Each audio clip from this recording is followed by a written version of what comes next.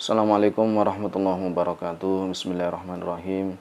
Kali ini saya akan menerangkan bab al-mu'rab wal mabni, yakni menjelaskan isim-isim yang mu'rab atau isim-isim yang bisa berubah, dan mabni, yakni isim-isim yang tidak bisa berubah. Bismillahirrahmanirrahim. Saya bacakan baitnya. Wal ismu minhu mu'rabun wa mabni li syabahin minal hurufi mudni kasyabahil wad'i fi ismi ji'tana wal ma'nawi fi mata wa fi huna wa kan niyabatin 'anil fi'li bila ta'assurin wa kaftikarin usila. Artinya, wal ismu minhu mu'rabun, kalimat isim itu ada kalanya yang mu'rab, wa mabniun dan mabni. Kenapa dikatakan mabni? Disyabahin minal hurufi mudni, karena serupa dengan huruf mudni, artinya serupa yang sangat kuat.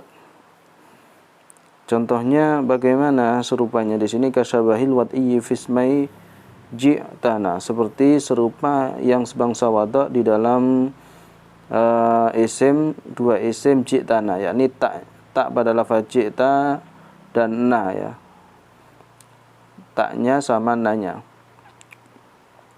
Wal maknawi fi mata wa fi huna, dan serupa dalam segi maknanya, yakni pada lafaz mata dan huna.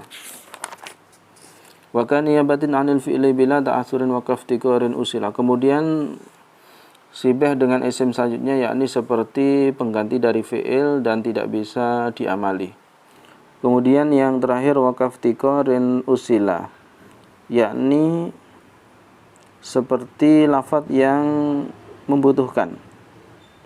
Lafaz yang membutuhkan, dijelaskan membutuhkan pada mausul, nanti dijelaskannya. Jadi seperti alladzi, ini membutuhkan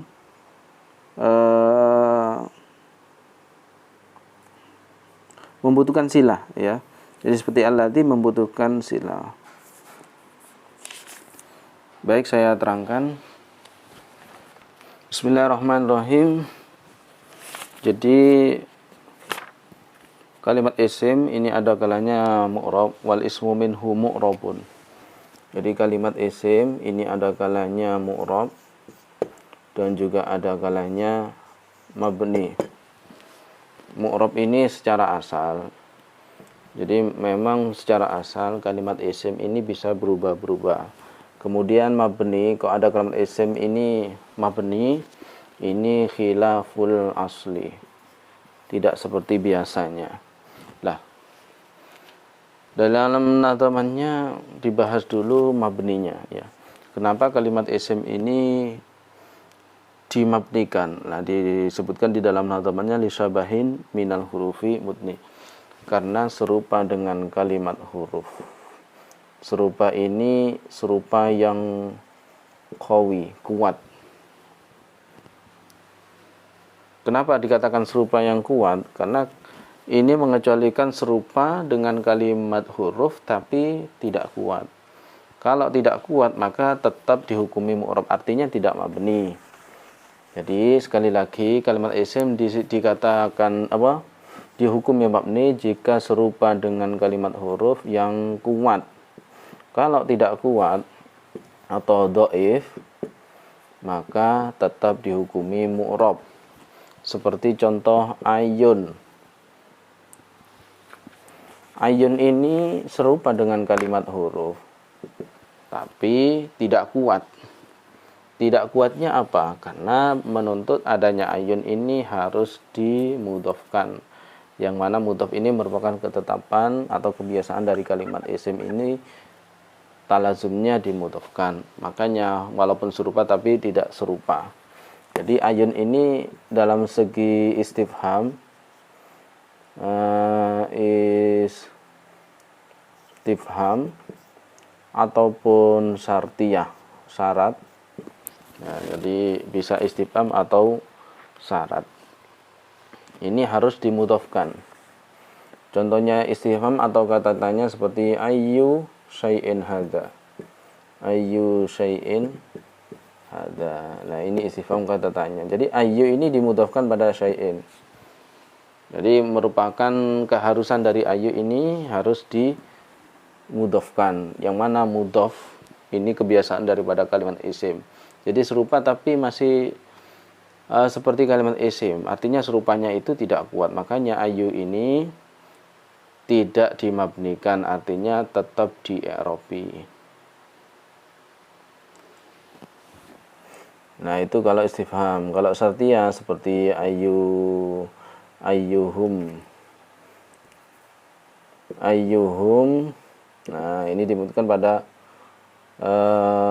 dhamir ayyuhum qamu, misal kumna, utawi endini salah sing kaum iku qamu ngadeg sapa kaum, kumna mongko ngadeg sapa ingsun. Artinya siapapun dari mereka yang berdiri maka kami akan ikut berdiri. Jadi semacam itu. Jadi intinya kalau lafaz seperti ayu ini tidak dihukumi mabni karena ayu ini serupa dengan kalimat isim, karena serupa dengan kalimat isim tapi tidak kuat karena ayu ini harus dimudhofkan. Yang mana dimudhofkan ini merupakan kebiasaan kalimat isim. Nah, sekarang kenapa kok mabni itu kok serupa dengan kalimat huruf itu kok dikatakan mabni? Ya memang kepemilikan mabni itu adalah kepunyaan huruf seperti huruf jar, fi, an. Ini semuanya mabni. Itu kalimat huruf. Jadi ketika ada kalimat isim kok serupa dengan kalimat huruf, ya maka ikut hukum kalimat huruf. Artinya kalimat isim tersebut dimabnikan. Kemudian faktor serupa dengan kalimat huruf ini ada 4 ya. Ada 4 syibah bil harfi. Di dalam nadhamannya serupa dengan huruf itu ada kalanya yang pertama kasyabahil wad'i. Ya, syibah secara wadha'. Syibah secara wadha', serupa memang dari sananya. Dari desainnya memang dari sananya ya, dari bahasa Arabnya sudah terdesain begitu. Seperti apa? Ta atau na pada lafaz ji tanah. Nah, ta ini merupakan makna kamu, na makna kami. Nah, ini dari sananya ya sudah. Ini ta ini menunjukkan apa? Isim dhamir tapi dihukumi mabni. Jadi kamu laki-laki ini taknya di fathah.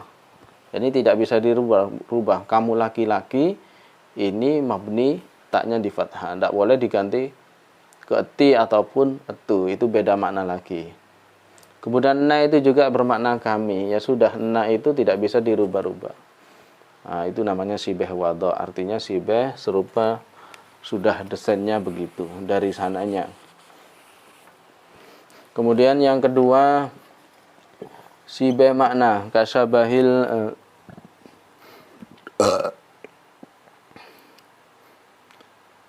wal maknawi fi mata wa fi huna. Kemudian syibah dalam segi makna. Jadi maknanya saja yang serupa dengan kalimat huruf. Contohnya mata.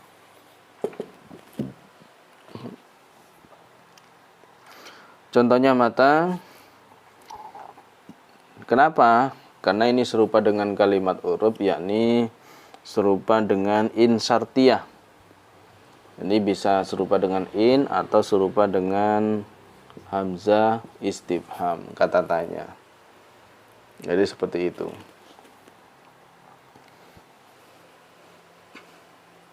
Jadi misal contoh yang in syartiyah, mata takumu, akumu.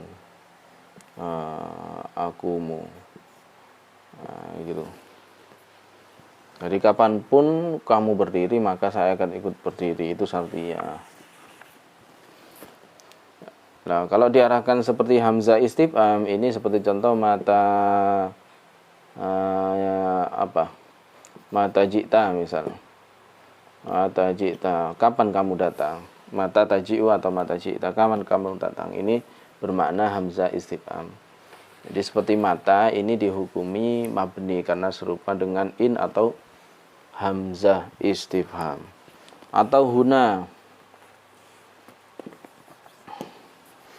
atau huna ini juga mabni, karena huna ini kalimat isim dan dimabnikan karena menyimpan makna isyarah, menyimpan makna isim isyarah.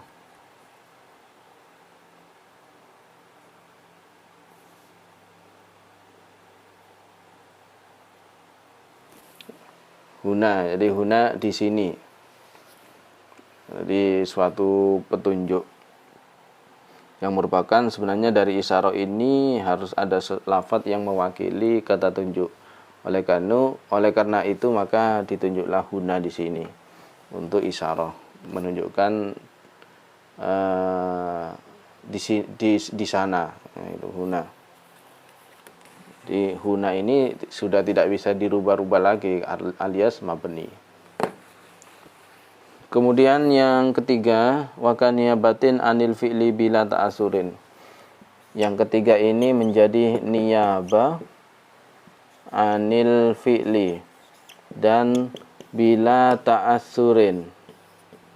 Artinya pengganti dari fi'il dan tanpa bisa diamili, artinya walaupun kemasukan amil tidak akan berubah. Contohnya daroka zaidan, kalau diartikan susulah zaid. Lah daroka ini mabni karena pengganti daripada fi'il yang dibuang, yakni adrik. Adrik ini dibuang, kemudian sebagai pengganti adalah daroka. Namun daroka ini tidak bisa diamili, ya, tidak bisa diamili. Beda dengan dorban zaidan. Dorban zaidan ini beda lagi. Ini dorban ini juga sama pengganti fi'il, tapi masih bisa terpengaruh dengan adanya amil. Terbukti di sini amilnya adalah idrib, dari amil idrib. Ya, dari dorban ini dibaca nasab karena fi'il sebelumnya yang dibuang kemudian digantikan dorban. Jadi dorban ini walaupun pengganti fi'il tapi masih bisa berubah, artinya bisa mu'rab. Beda sama daroka. Daroka ini tidak bisa berubah. Itu yang ketiga. Kemudian yang keempat, wakaf tikorin usila. Yang keempat, iftikor. Artinya membutuhkan silah. Membutuhkan istilah iftikorin usila, membutuhkan silah. Iftiqarus silati. Contohnya alladzi. Nah, alladzi ini membutuhkan silah. Ya, jadi alladzi ini isim yang mabni, jadi tidak bisa dirubah karena membutuhkan silah. Letak kesamaannya dengan kalimat huruf ini karena kalimat huruf pada dasarnya sama-sama membutuhkan, artinya membutuhkan lafadz lain untuk memahamkan. Jadi misal seperti fi ini, ya, untuk memaknai fi ini tidak bisa dengan hanya satu fi saja, tapi membutuhkan huruf atau kalimat lain seperti fi dari, baru fi ini bermakna di dalam rumah, fil masjidi, di dalam masjid. Jadi sama-sama membutuhkan letak kesamaannya. Kalau alladzi itu membutuhkan silah.